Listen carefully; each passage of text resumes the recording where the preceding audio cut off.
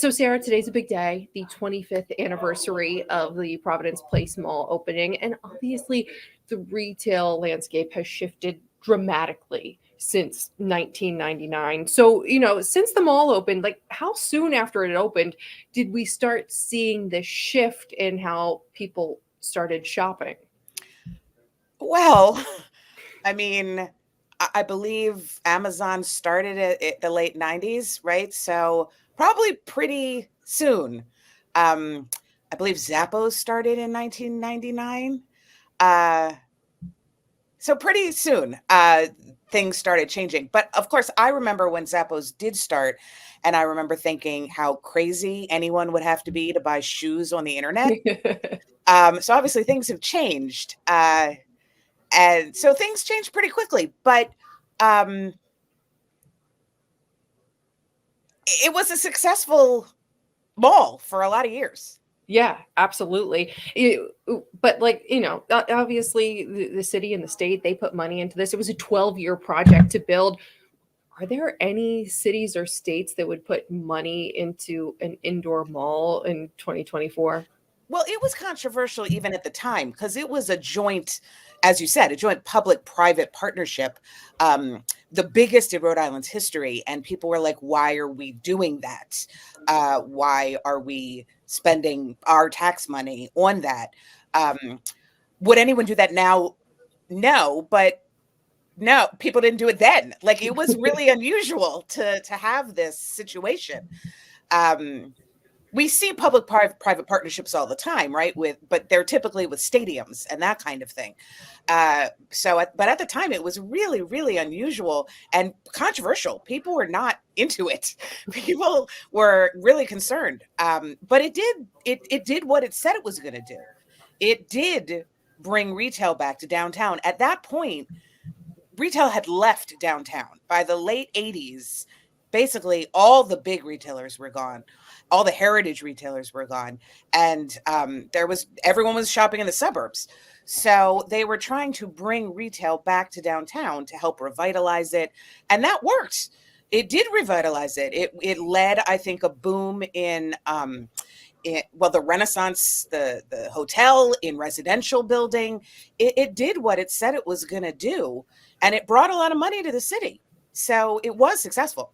Yeah, and I mean, it's not like nobody goes there anymore. There are still a number of tenants. They got the movie theater, they got all kinds of crazy things going up on the top floor now. And it does connect, you've got the huge parking garage at the base of it. It connects to, as you said, the Renaissance Hotel. So, but what's the future of it? What is the future of not just Providence Place, but all of these large indoor malls that are currently taking up so much space? And truth of the matter is, like they're not filled anymore.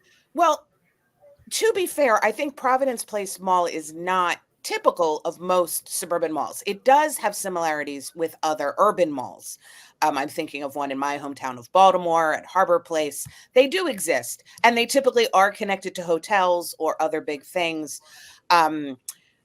Like meeting planners love Providence Place Mall because it's in proximity to the convention center, to these hotels.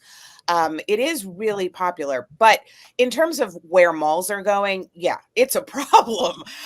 People don't really love shopping in malls anymore, but people do still love in-person shopping. So I have a fun statistic that is across all age groups. In the past year, 93% have purchased something online, but also 97% have purchased in store. So people are going to stores. People like stores, but they want from the store an experience that they can't get from their couch. So that's why we're seeing like level 99 up in the top floor of Providence Place, because they're touting themselves as like a playground for adults, and it's bringing people in to get that experience. And while they're there, maybe they stop in the shop or maybe they don't, but just bringing them into the space is what they're going for. And that's 40,000 square feet, level 99. It is a lot. And also something I think is really interesting is that Providence Place still has 60% of its original tenants. So the people who came, the brands that came in 1999, the majority of them are still there. So it is still a place people go. It is a social place. No, people don't go to malls alone, right? So people want that social experience, and they want things that they can get in person, trying things on, talking to a stylist, having an interactive experience with a sales associate. And so, shopping in person is not going away. People really like it.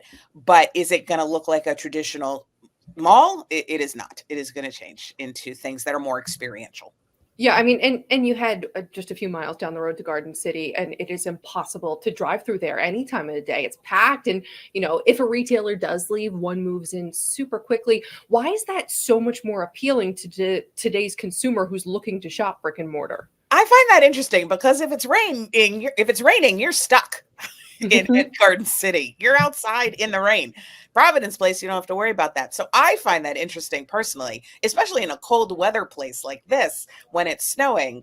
I find that really interesting. But people do love that experience of walking from place to place, being outdoors, sitting in a plaza, watching a fountain go. Those lifestyle centers are really popular. And in fact, the company that owns Providence Place knows that. So they actually made a proposal that would turn a lot of Providence Place into more of a mixed use center. They actually proposed residential apartments and not like the one that was in the garage that time, Yeah. real apartments. So they are looking at ways of adapting Providence Place Mall to be what people are looking for. Yeah, so I mean, another 25 years from now, and it is the 50th anniversary of Providence Place. A, is it still going to be there? And B, what do you think it's going to look like if it is?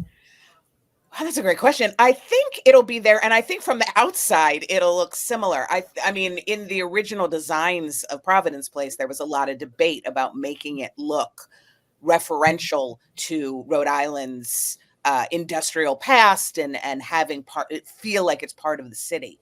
So I do think it'll still be there, and I think it'll probably look similar. I mean, that winter garden where the food court is beautiful, right?